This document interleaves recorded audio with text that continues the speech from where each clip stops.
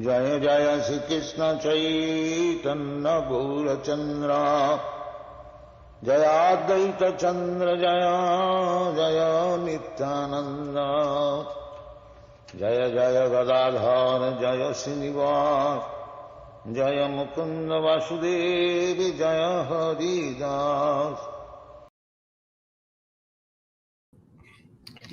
Hare Krishna, dear devotees. Welcome back to the GBC SPT page. My name is Deva Madhavadas, and I'm very happy to have with us today His Grace Kaunteya Prabhu. Welcome, Prabhu. My obeisances. Hare Krishna. Kaunteya Prabhu, for me, is an exciting person to introduce. I'm humbled to say he's a godbrother. He's one of the key members of this SPT team, and he also has many other services. He's with the GBC Nominations Committee. He's the co-chair of the Congregational Development Ministry. He's been to Brazil many times. He's got a lot of services in a lot of different places, a lot of different devotees that he helps take care of and support. So we're really happy to have you with us today, Prabhu. And in the mood of focusing on our Caitanya-caritāmṛta, Kaunteya Prabhu today is going to be outlining for us flexibility in the Caitanya-caritāmṛta and in Krishna consciousness in general. Mahaprabhu, the great harmonizer. We just had a segment with His Holiness Bhakti Rasayan Sagar Maharaj about Achintya Bheda, Abheda Tattva. And so it's a natural segue also to have Kaunteya Prabhu be speaking to us about this. So Prabhu, we wanted to maybe just begin by outlining the idea in general about lessons in flexibility from the Caitanya-caritāmṛta. Yes, I gave this title, Caitanya-caritāmṛta Lessons in Flexibility, Remain Fixed on Principles and Ductile on Details. See, there are at least three broad categories of lessons in flexibility from the Caitanya-caritāmṛta. One directly from the pages of Caitanya-caritāmṛta, another category from the Chaitanya Sampradaya, from Gaudiya Vaishnavism in general, and then one directly from the founder Acharya. Now, since we approach Caitanya-caritāmṛta by his mercy, by Srila Prabhupada's mercy, and through the lenses of his purpose, let's start with that. And I would like to share a quote from Caitanya-caritāmṛta. Srila Prabhupada says, the Krishna consciousness movement is not stereotyped or stagnant. I believe we can take this as a fundamental guideline for ISKCON, for now and for the future. The other day, for instance, I give you an example. The other day I was talking with some very serious and very idealistic brahmacharis. And they were stressing the glories and the need for following what they were calling Srila Prabhupada's traditional ways. And I was trying to explain to them that, of course, besides the universal principles and parameters, when we come to spreading Krishna consciousness, there is no such traditional way. It's more saying that there is a traditional way of spreading Krishna consciousness. It's a bit of a dogmatic or even abstract idea, in the sense that Srila Prabhupada did change and adapted approaches based on a number of considerations. For instance, in the YouTube, in the series of Srila Prabhupada's memory, we hear directly from Tamal Krishna Maharaj. He was one of the leaders in the movement in America.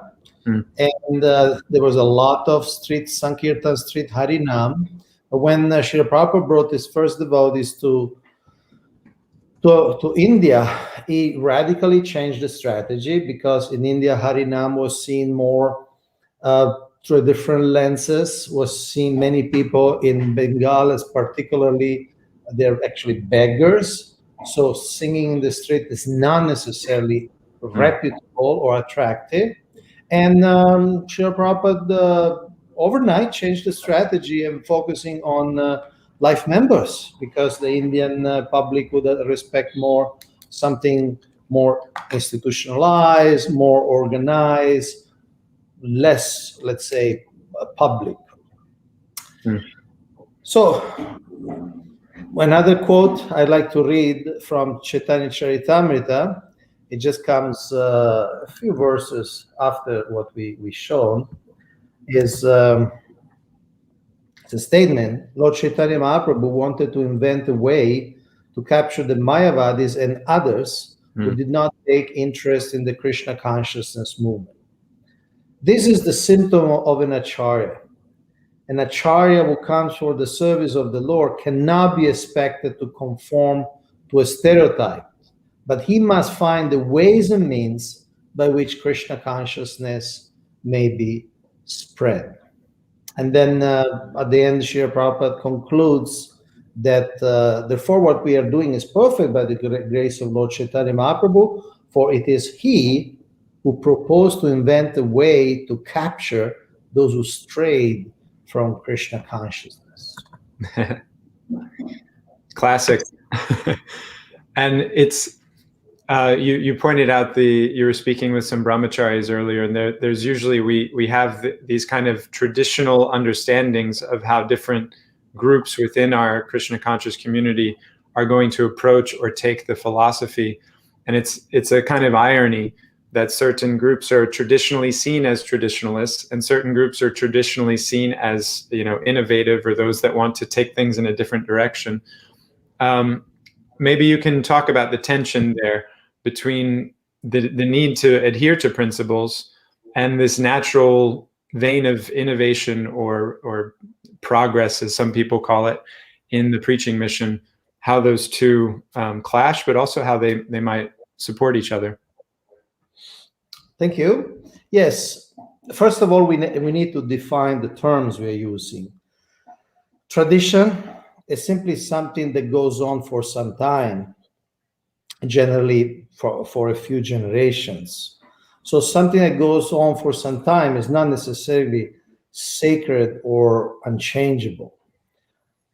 Just to give an example from the Shastra and from Caitanya-caritāmṛta, deer skin is certainly traditionally worn by spiritualists, renouncants, yogis, and so on.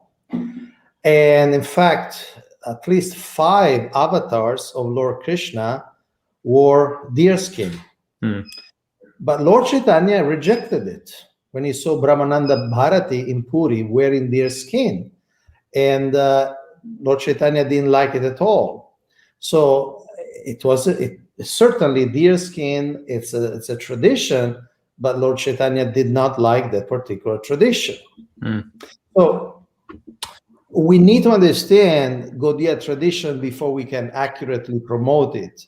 And Gaudiya tradition is a tradition of innovation. It's a tradition of assimilation of whatever is useful for the practice and the propagation of Krishna consciousness. Now, the aspect of tattva, the satyam param dhimahi, the focus on Parabrahman, is traditional because the absolute truth by definition is always true. So there are certainly unchangeable realities, unchangeable categories of existence, and theological principles. So you cannot get more traditional than eternity. But then there are things that change with the times as a way, for instance, the way of eating or the way of dressing. Just talking about eating, for instance, Lord Caitanya-caritāmṛta gives a lot of emphasis on cooking. We hear different times long lists of preparations, but we don't hear about potatoes. And we don't hear about tomatoes, and we don't hear about chilies. So why? Because there was no potatoes, there were no tomatoes, there were no chilies in Chaitanya Lila. See, potatoes and tomatoes were first brought to Europe from Columbus, and Columbus reached what they call the New World, the Americas, in 1492. And Lord Chaitanya was only 6 years old. And the Portuguese are the ones who brought the potatoes first to India at the beginning of the 17th centuries. Wow. So long after Lord Chaitanya left. Then the British traders introduced potatoes to Bengal by the end of the 18th century. Tomatoes were brought in by the Portuguese also in the 16th century. And some Bengali dishes are very traditionally with potatoes and are considered traditional. But they're only there since 200 years. See, think of tomato chutney, for example, which is a staple of ISKCON cuisine. It's never in Caitanya-caritāmṛta. Now, this did not prevent Srila Prabhupada from apparently saying that the potato is the king of vegetables. So and that's the spirit. That's the spirit of Gaudiya Vaishnavism, to see what's useful, to see what's usable, and then assimilate it. And if it fits the description, make it into traditional. I want to give another example, harmonium. Now, it is certainly traditional in ISKCON. It's an ISKCON traditional to use harmonium. We use it all over the world. Srila Prabhupada spent hours playing harmonium, and he personally was very much absorbed in singing bhajas in harmonium. We have plenty of recordings, videos, photos. Maybe the devotees don't know that actually it is a European. It's a European instrument. It was first patented in France in 1840. And it was brought to India by Christian missionaries and by traders. And although India became the largest producer of harmonium since 1915, there were many musical experts and intellectuals who were against the harmonium, because the music of the harmonium it doesn't really fit the parameters of traditional Indian music.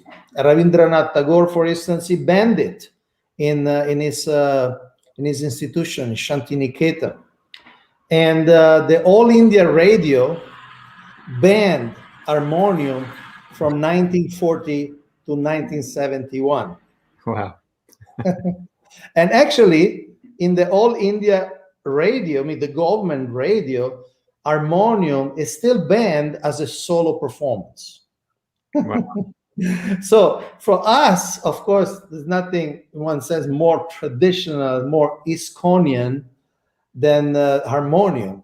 But and for many, still harmonium is not even fully accepted in the Indian musical scenario. Even the Yuga Dharma changes with the time. Yes? I was just anecdotally, I've also heard that Srila Bhaktisiddhanta banned it in his Gaudiya Math temples. I don't have a reference for that, but that may be entirely accurate. I don't know. I can't confirm that. You see, the point, there was you might have heard about it being from America. There was Senator McGovern, which was the opponent of Richard Nixon in the presidential election. And Srila Prabhupada mentioned him in a conversation directly. He said that conservatives are worshippers of dead radicals. In other words, there are strong ideological and community leaders who break with habit and tradition and establish new patterns of behavior. But their followers take those patterns as traditional and often forget the reason behind their adoption. This famous story of the cat in the bag. I'm sure many of our viewers know it. I'll just say very, very quickly. There was a wedding ceremony in an Indian village. And as usual, the women take responsibility of all the arrangements, the utensils, and so on. And one problem was there was a cat going around in the house, and it was considered dirty. So to remove him from the scene, the lady of the house took the cat and put it in a basket. And then the young daughter saw this, and she remained impressed. So after many years, there was another wedding. The original lady was not there anymore, but the daughter remembered the episode, and she thought, oh, I remember my mother. She put a cat in the basket during the wedding ceremony. So it must be a very traditional ingredient. So the only difference is that at this time there was no cat roaming around. So she went around in the village looking for a cat so that she could get the cat and put it in the basket. So that's an example of something that becomes traditional without really understanding the principle behind the action. So we need to understand the principles behind the action, behind the practice. Just like another example from Śrī Caitanya-caritāmṛta, Lord Chaitanya took sannyas from a representative of the Shankara line, what we call now Mayavadi. Now, Lord Chaitanya obviously stressed so much Mayavadi, Krishna, Paradi. He stressed so much in his propagation, in his teachings, that we reject the ideas of Shankaracharya, but he took sannyas from a representative of the Shankara line. Now, the principle, obviously, is not taking sannyas from a Shankarite. The principle is even deeper than just taking sannyas from anybody. The principle is, one principle is renunciation. In other words, complete dedication of one's life to Krishna consciousness, to spreading the message. But another principle is that a preacher needs to be respectable in society. So in the Hindu society of 16th century India, sannyas was respected. Now, in 21st century, say, Minnesota or Michigan, nobody really cares if you're a Hindu monk going around carrying a stick. Now, it may be very useful for internal propagation, because within ISKCON, of course, sannyasis are rightly so respected and honored. But for the public at large, it's really, really insignificant. It's really irrelevant. What's respectable in most contemporary societies, for instance, is to have a title from a reputable university. Just like the Shankara line was a reputed line of renouncements at the time, so a doctorate, a PhD is much more respectable by the public than simply taking sannyas. And that's the part of the essence of Lord Chaitanya taking sannyas. Interesting point. It was reminding me of something that was forwarded to me by one many would probably characterize as traditional senior ISKCON member.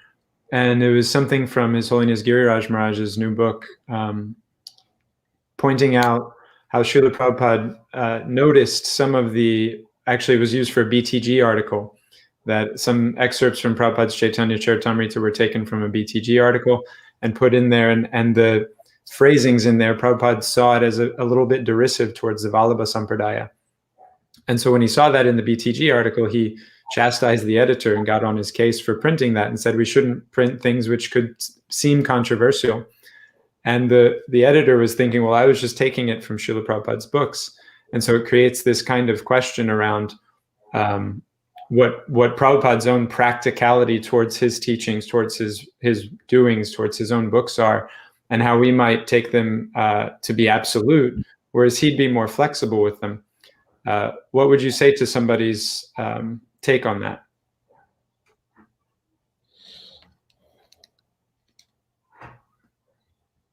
Srila Prabhupada certainly gave us certain instructions. in what to speak in public or what not to speak in public. To give a few examples that could be used as guidelines, he said that it's very important what you put in written form. So he also said that we should attack the philosophy of people and not the people directly. So when somebody say, he explained to the devotees, when somebody say, what do you think about such and such Swami or such and such avatar? The Prabhupada said, you should say, I don't know him. So immediately that kind of legitimizes and minimizes the person. And then you should ask, okay, what is his philosophy? And then when the person says about the message of the Swami, then you can attack. You can attack, meaning you can argue. Say, if they say, well, he says that we are all God.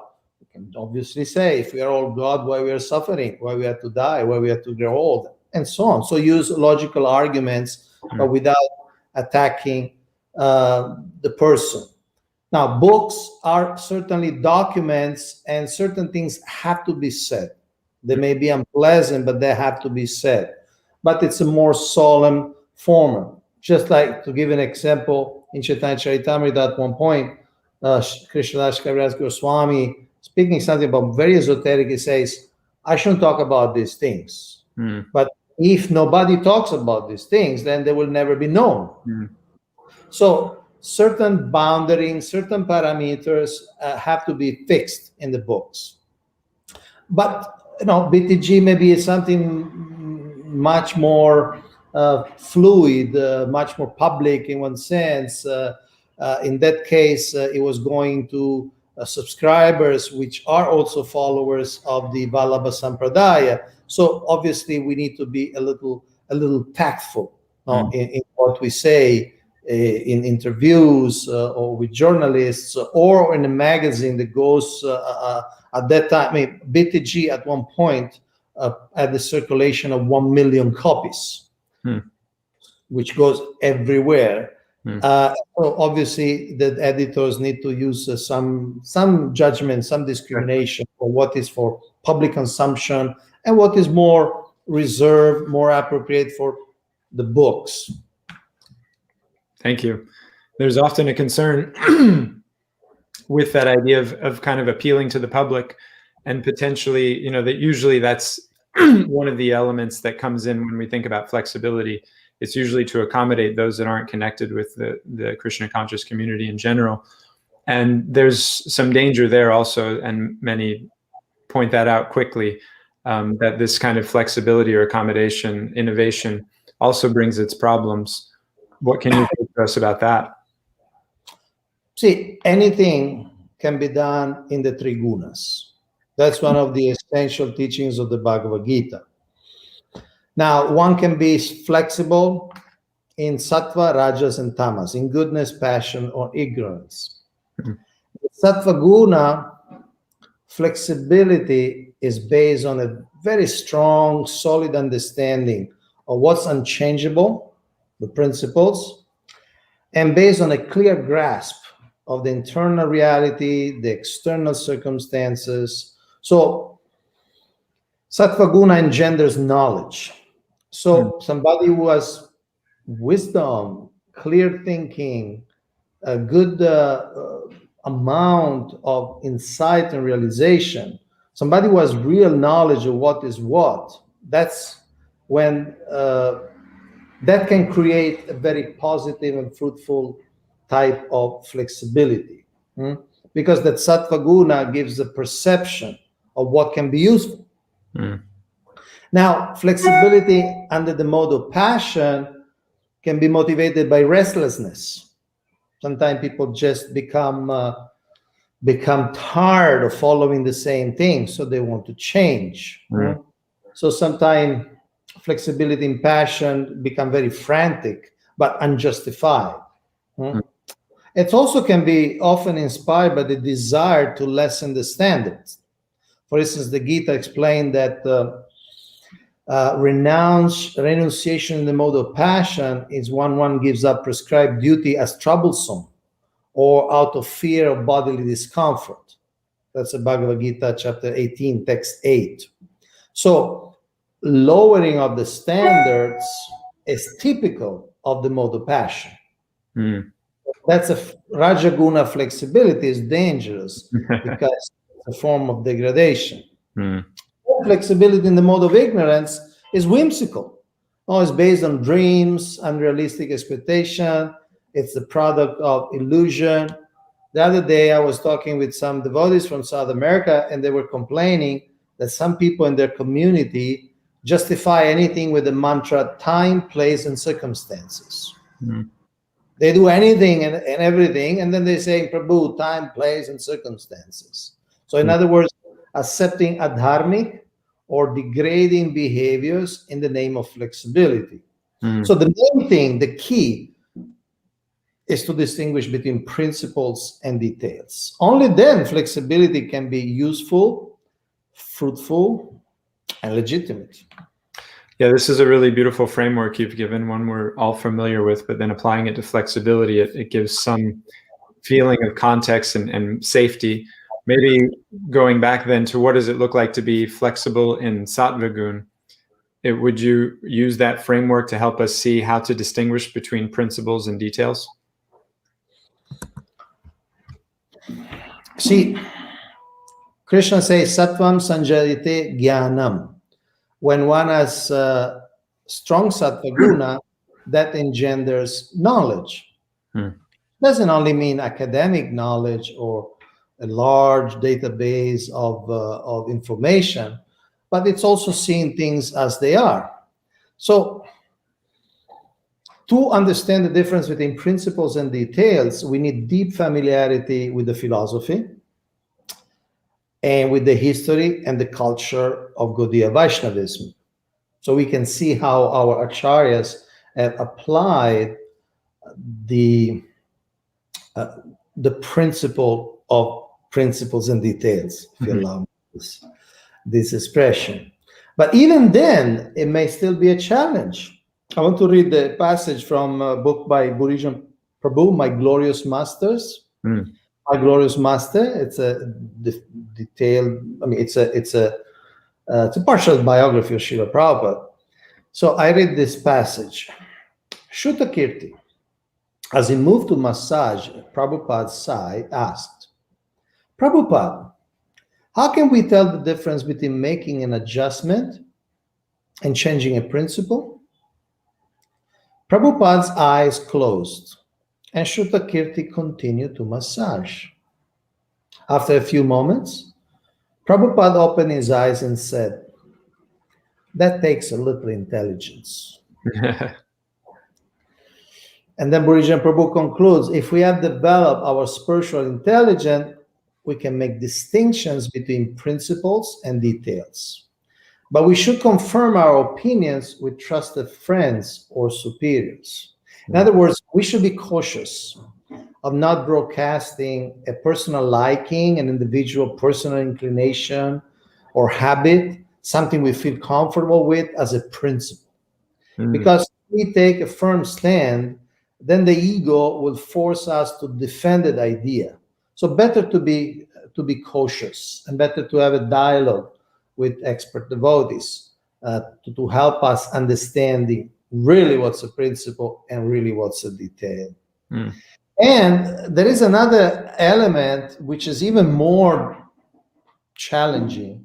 It's not just identifying principles and details, but sometimes there are two bona fide principles. And they are in conflict or they are incompatible in a particular situation. And one must choose one over the other. It's just one has to choose. And in that case, of course, one should be able to choose the higher principle. The Caitanya-caritāmṛta directly gives two examples of this. One happened when Lord Chaitanya, after the Ratha Yatra festival, arrived in Gambhira, his residence, and practically collapsed, quote unquote,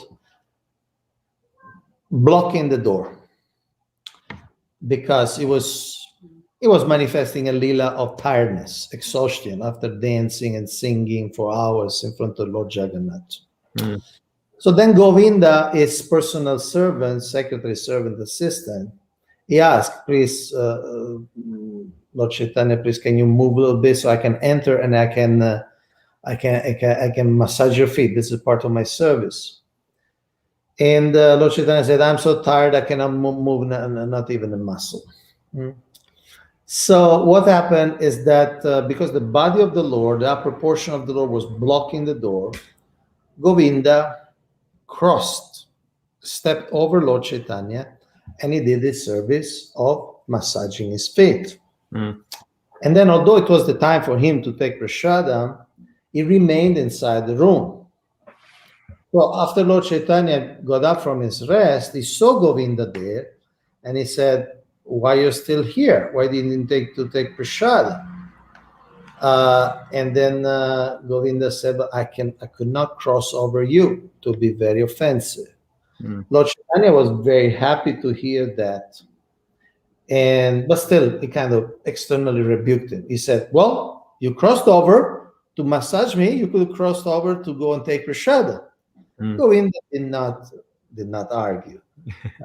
But Govinda, of course, and Lord Chaitanya knew perfectly, Govinda was ready to compromise and negotiate on the principle of not crossing over to do something more important, which is serve the lotus feet, the lotus legs of Lord Chaitanya. But he was not willing to trespass that rule, the norm, to go and take prasadam.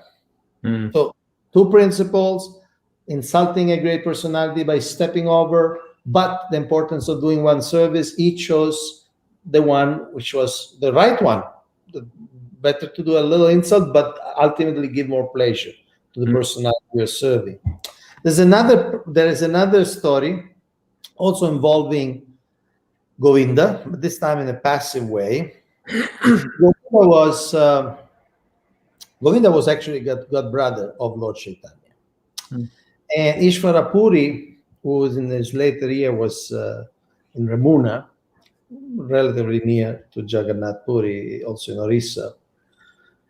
Odisha now it's called. So Ishvara Puri sent Govinda to serve Lord Chaitanya. But Lord Chaitanya was very hesitant because the principle, the norm, is not to accept personal service from a good brother. It's a principle. It's a principle of spiritual life. Good brother, you generally don't take service from them. So he asked Lord Chaitanya asked his associate what to do. And one of his associates gave him such a very strong, very drastic analogy. He said, you had to follow the instruction of Guru. And he gave the example of Jamadagni, the father of Parashurama, when Jamadagni ordered Parashurama to kill his own mother, Renuka. Such a drastic example he gave. Of course, we know that Parashurama accepted also because he had the power. I mean, then he asked the blessing to Jamadagni to resurrect Renuka. So there's all this mystical element. But again, we see two principles apparently conflicting. Following the instruction of the Guru and honoring your mother. Honoring your mother.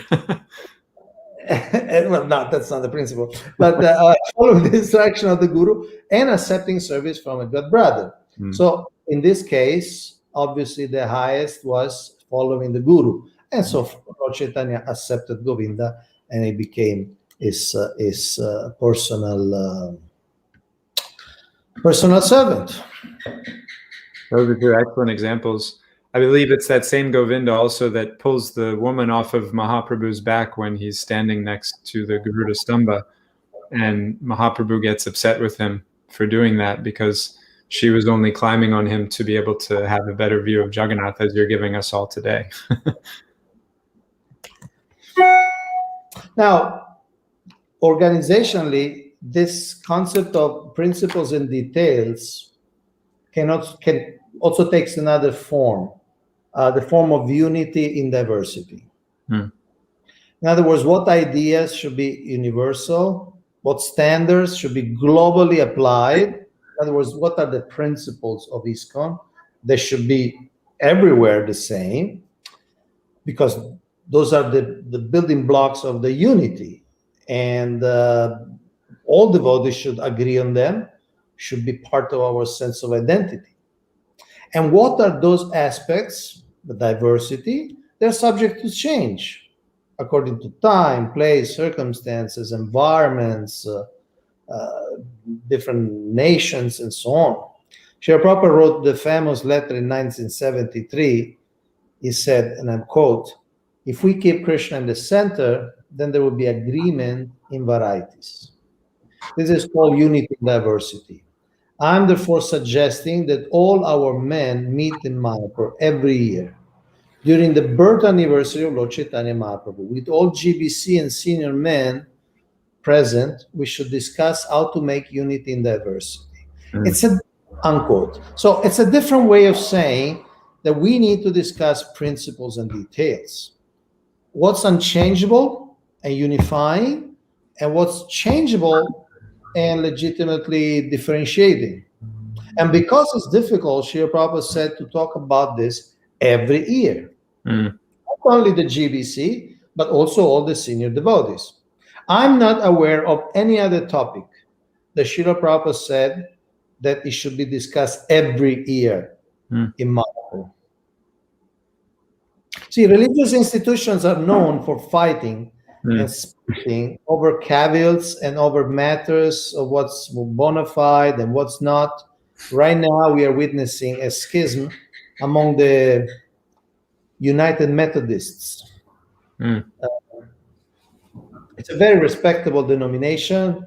It's one of those denominations that spring originally from the work of John Wesley.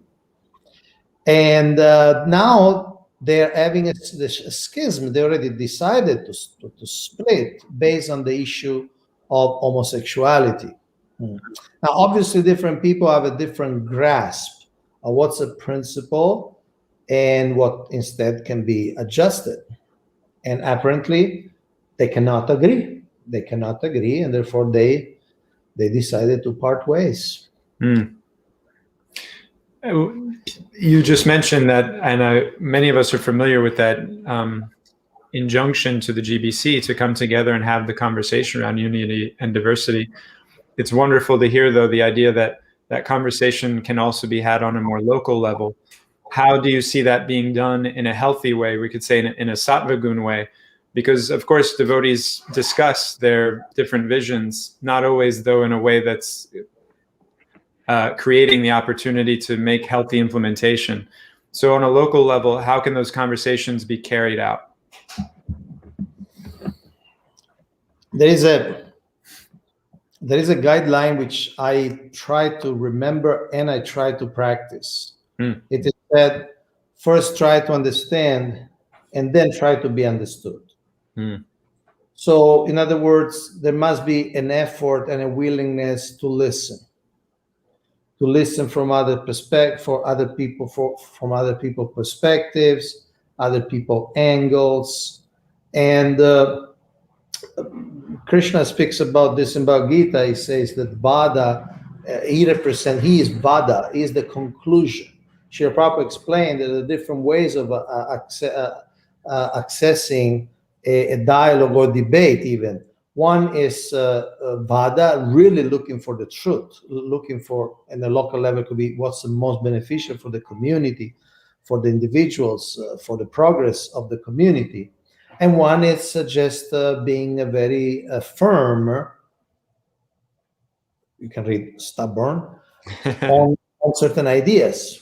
And then you just access the dialogue in the mood of fighting, like a ping pong. You say this, I say this, you say this, I say this, you say this. No, and obviously that's the wrong. That's the wrong approach. A wrong approach. Why? Because we don't learn. We don't learn from others. It's not that we don't have to have opinions. We can come.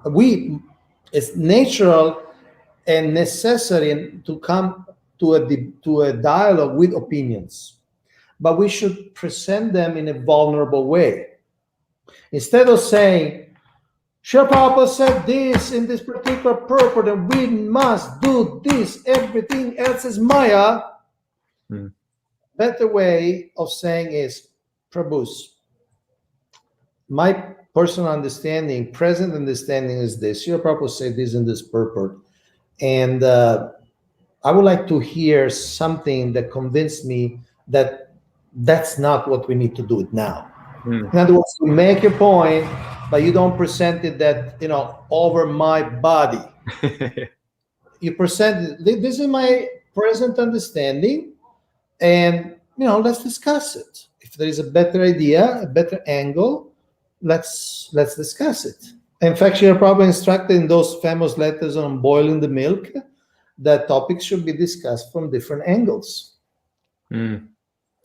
That's wonderful. That framing the discussion, the goal of the discussion is getting to the place of what's right, not predetermining that I'm right and everyone else needs to recognize that. That's a very helpful synthesis. So sometimes this innovation, Prabhupada famously also said that a thing can be judged by its fruit. And there are many, maybe objectionable instances. I'm thinking right now of the mantra rock concert. Prabhupada said no place for a brahmachari, but he didn't say that it shouldn't be done. So there's some value in even that kind of environment, Krishna being connected to those kinds of people in that way. A thing can be judged by its fruit. How do we measure and define results in a way that we are able to use our innovation to serve the unfungible principles of our Krishna conscious community?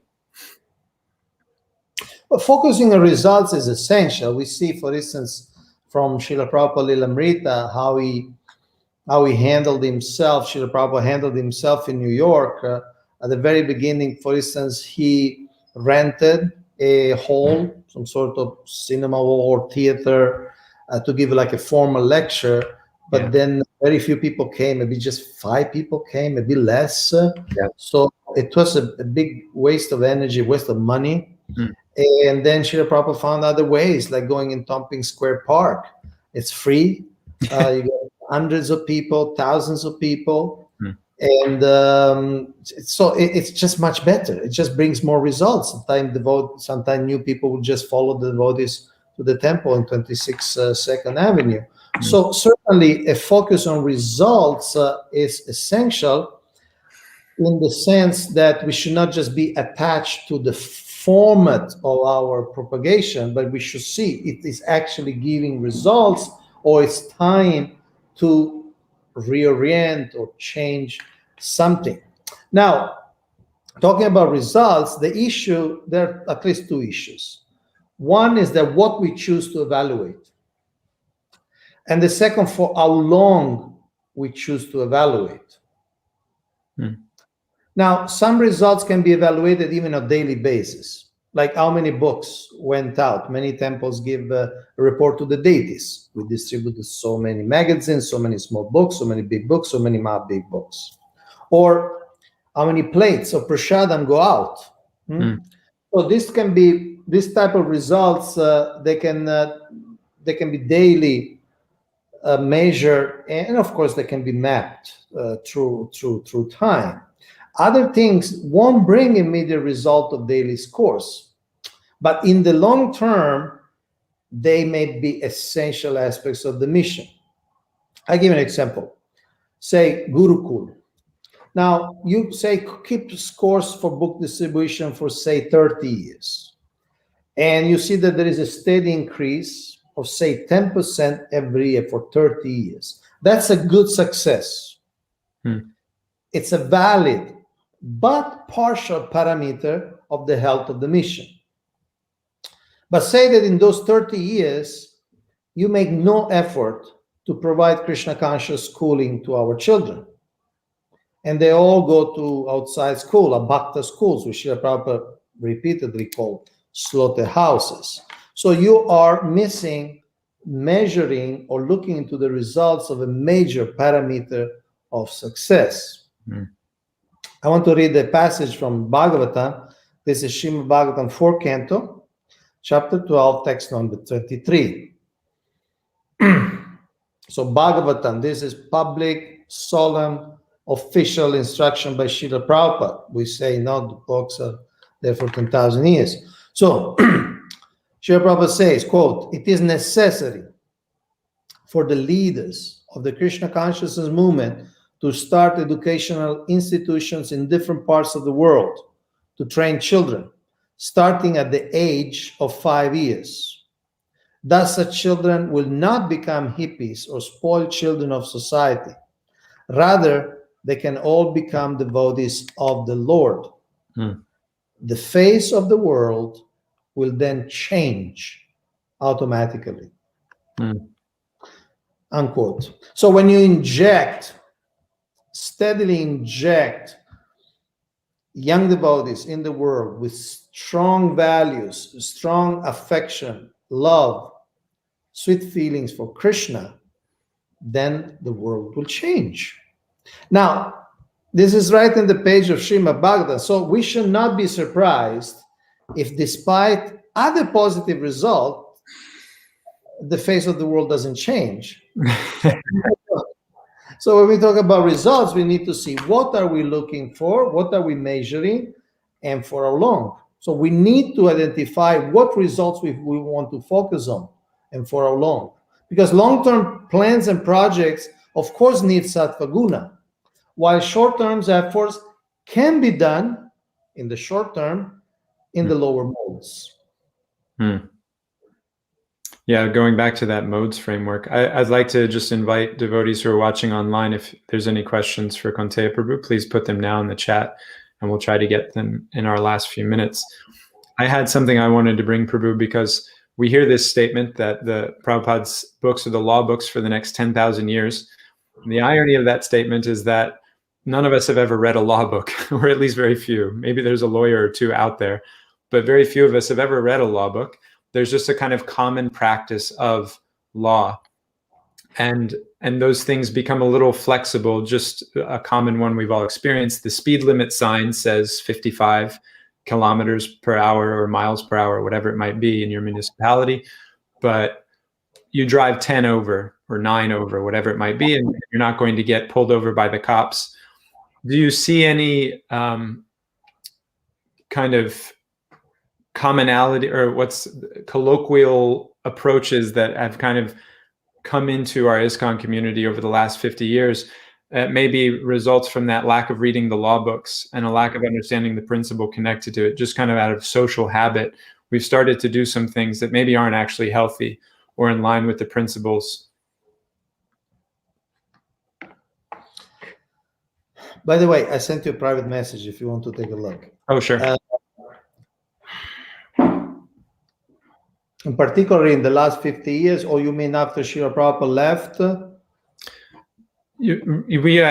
Essentially, yeah. Maybe it could be both. Certainly, it was already going on. But yeah, my personal concern with this is that because of the kind of some areas becoming lazy, it then undermines the value of innovation in other more important areas where there could be a value.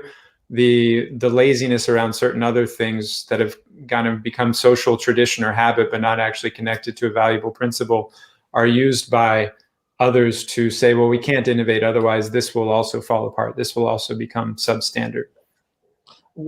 Can you give me an example, something you have in mind? Like the morning program, for instance. That's something, some people say you have to keep the morning program. If you don't have a morning program, and that means Mangal Arti at this time, et cetera, and saying all the prayers, then you're not following Prabhupada's program. But then somebody else might, and many people don't do any morning program because they can't meet that standard. And yet having some kind of morning sadhana, a block of time where you set out for Krishna, that's something valuable and practical, but that's not really being imparted in the community as the kind of ethic. It's just the morning program or nothing, the morning program being this very traditional experience. Mm-hmm. So you're talking also, mainly about devotees living in their homes, my home-based devotees. In that example, yes, but I wasn't necessarily looking to speak about that, just as you said, offering a particular example. Yeah, we need to, again, it boils down to principles and details.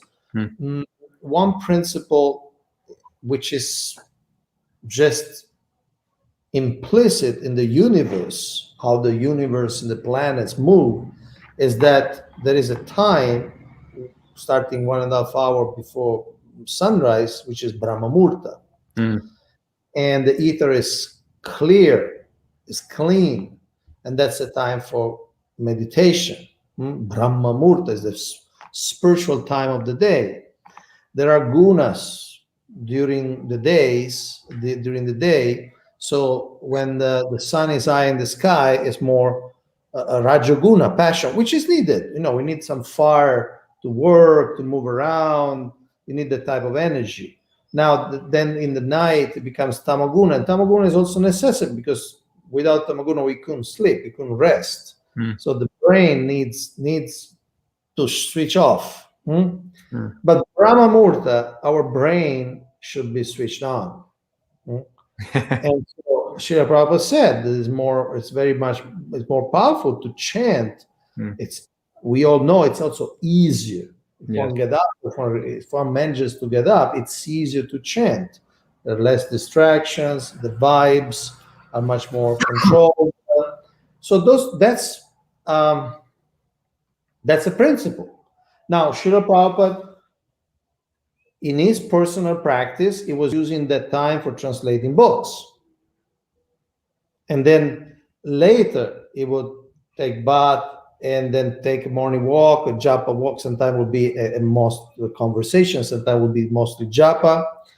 And so for his own personal practice, he chose not to go to Mongol Arctic. And the devotees were Mongol Arctic, they knew Srila Prabhupada was in his room translating the books. Right. So I would say that getting up early in normal circumstances, it's a principle. Now, what exactly you do in that time, if you go Mongol Arctic, great. You have a shorter Mongol Arctic at home, great. You chant your rounds, great. If you have some special service like Srila Prabhupada had, of course, majority of people will not have that kind of service, deeply absorbed in writing or translating. That's another possibility. So I would say the principle is to use to the best of our capacity that Brahma Murta. One may be waking up the deities, offering Mongol sweet and things like that. But that time early in the morning, to use that time proficuously, fruitfully for spiritual life, for direct spiritual activities, I would say that's a principle. Thank you.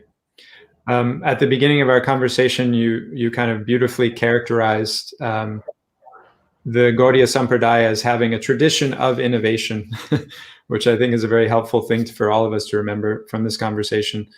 Can you offer some guidelines how, as a society, ISKCON, and especially us as individual members, can navigate this tension between tradition and innovation to serve that principle of our Sampradaya as being an innovative one? Well, there is no substitute to deep learning the philosophy and the history of how acharyas have applied it to their circumstances. And obviously, if we want to understand that, we need to inquire. We need to ask questions, pariprashnena.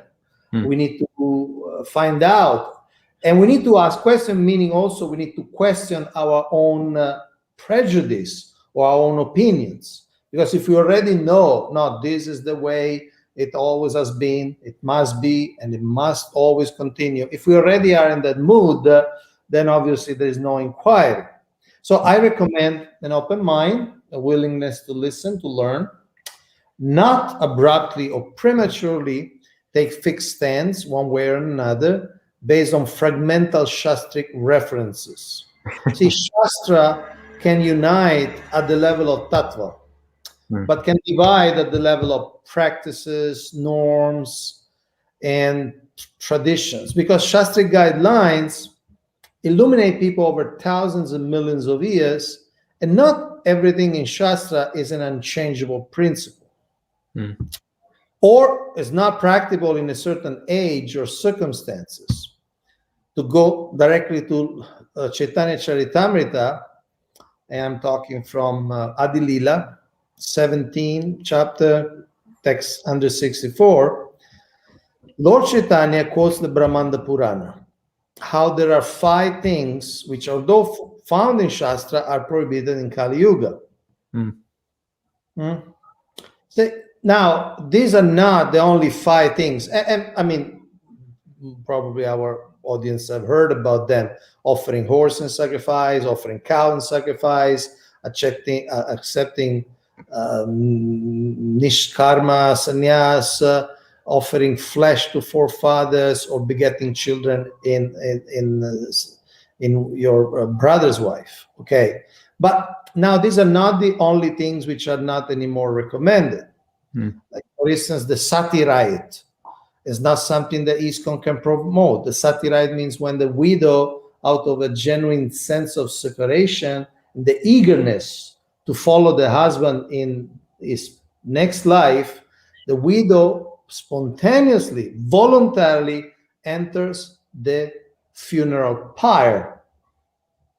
So this is a bona fide tradition, but it requires a very particular culture, a very particular mentality, and cannot be forced. So Srila Prabhupada said at one point it just became criminal. It became like murdering widows.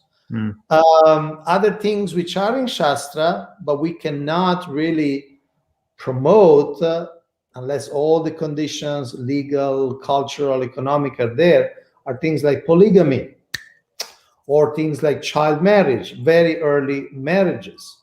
These are things which are in Shastra, and they're even described in Srila Prabhupada's teachings, but may not be the best thing. And in most cases, speaking today, in the 21st century, in most cases, they're not something to be promoted in ISKCON. So, at the end, it boils down to the 3 gunas.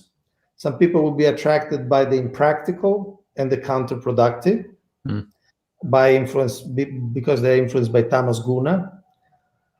So they will just be attracted to the unrealistic, the dreamy. No, sometimes it's defined as nostalgia of an imaginary past. They imagine a past which actually never existed, and they feel nostalgic about that past. Yes. Others emphasize certain idea due to personal interest and gain, which is a symptom of Rajaguna, no? Self-aggrandizement and so on. And others, those more in Sattva, they endeavor to remain open-minded, to promote dialogue with the true motivation of finding the best direction. And not just fighting over their opinions. Thank you. This framing of the tension within the context of the modes of nature, I think, is a really valuable takeaway for anyone watching. We have a few appreciations from Tirumala Devi. She says, "Thank you, Kaunteya Prabhu. Such an inspiration, and appreciated hearing you speak. Illuminating talk from Krishna Nangana." And Mother Haridwani is also appreciating hearing from you. I have also appreciated hearing from you today, Prabhu. Is there anything else you'd like to close us with? It gives me a sense of why you've had that responsibility within our ISKCON community as the congregational development minister. A lot of different concerns in a lot of different geographic areas, not just temples, not just one part of a community, but really the entire ISKCON community. And these frameworks you've given for harmonizing tradition and innovation, I think, are really powerful. And I hope people have seen how to apply them locally from your talk today. I wish to conclude with Srila Prabhupada's words, one purport, and I prepared a banner. Oh, great. This is from Srimad Bhagavatam, purport. Srila Prabhupada says, the expert devotees can discover novel ways and means to convert the non-devotees in terms of particular time and circumstance. Devotional service is dynamic activity, and the expert devotees can find out competent means to inject it into the dull brains of the materialistic populations. That's from Srimad Bhagavatam, 1st canto, 5th chapter, 16th verse. And the purport continues, and Srila Prabhupada says the Lord Chaitanya's followers have exhibited dexterity in this principle of finding novel ways to make to spread Krishna consciousness and to get the message across. Wonderful. Thank you. Beautiful words from our founder Acharya, and thank you, Kaunteya Prabhu, one of his dear servants, helping our ISKCON keep this tradition of innovation alive in a healthy way in our communities. Thank you, dear devotees, for joining us on the page today. As many of you have probably been seeing, there's a lot of wonderful events going on in celebration, build up to the Gaur Purnim festival. We've been meditating on the Caitanya-caritāmṛta, and we have many more devotees lined up over the next 2 weeks to come and share their insights and thoughts to help deepen your meditation. So please continue to join us on the page. And thank you, Kaunteya Prabhu. As a member of the GBC SBT, you can also give him your blessings to continue that service, so that this group can continue to do something nice in an attempted service for Srila Prabhupada. Thank you, dear devotees. Hare Krishna. Hare Krishna.